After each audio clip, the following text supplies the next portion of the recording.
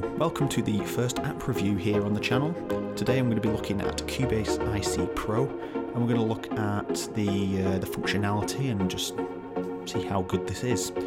So just starting with the price, it's $11.99, so it's a quite hefty price for apps as far as they go on pricing, but if you're looking to expand the studio, especially to the iPad, to the iPhone, it's a fantastic way to get the mixer up on a new screen and just start doing some experimenting. It's handy for the musician that you can control your own headphone mix, all that sort of thing. There's endless possibilities really. But today we're going to look at how smooth this is. Now, bearing in mind this is working over Wi-Fi and it's pretty responsive. I'm going to demonstrate how responsive this is today. So if I just press stop now, it stops straight away. I haven't moved the mouse on here, I haven't pressed the keyboard. You'll be able to hear me pressing the keyboard. It's just seamless. So let's demonstrate this again. If we look at the mixer here, you can see, let's look through on the mixer on the computer here. What can we see? Right, soft synth here. If we go for soft synth the pillow and just look at it on our iPad screen as well, you can see it there. It's the third channel along.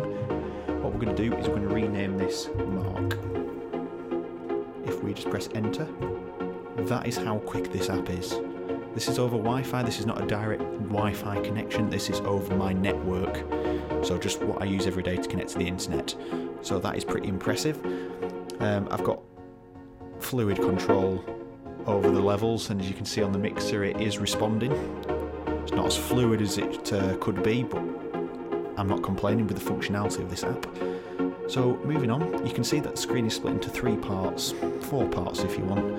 We've got the screen at the top, we've got the bottom end of the screen, we've also got a mid section here which is currently set to low paces, so you can switch seamlessly between different sections of your track.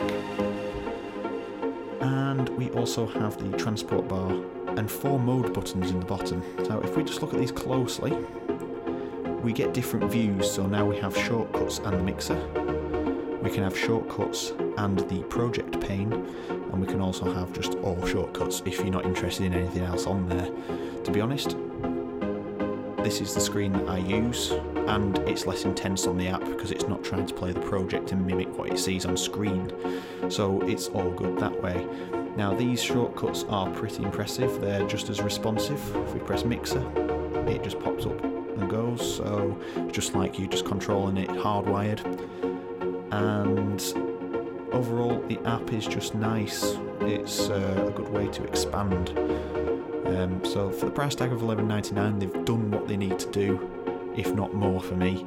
You can see the way the future is going. Steinberger identifying that this is happening, and they're catering for the people that want this sort of thing. Like I say, if you're a musician and you're playing a session on the bass and your headphone level's too high, instead of messing around trying to get people's attention, you can just alter it yourself.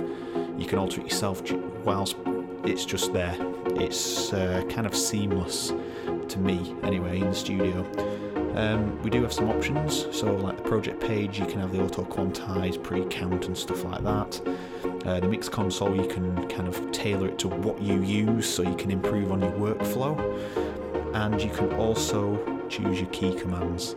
So they really give you a lot of options to increase your workflow.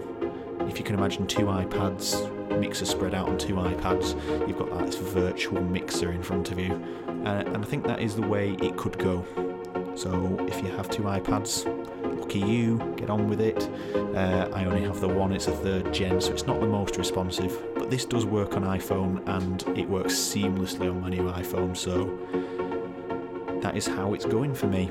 I want things like this. I thought I'd just share my purchase with you, because if you have seen it or you're undecided, that's what these apps are for really, these app reviews.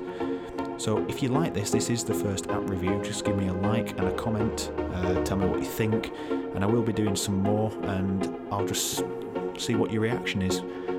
There's plenty of apps out there, plenty of demonstrations I'm going to do, so I will do my best to cover as much as I can, but in detail, and kind of show you everything, the ins and outs. But that's it. I thank you for watching, and I will see you next time with another video. Bye.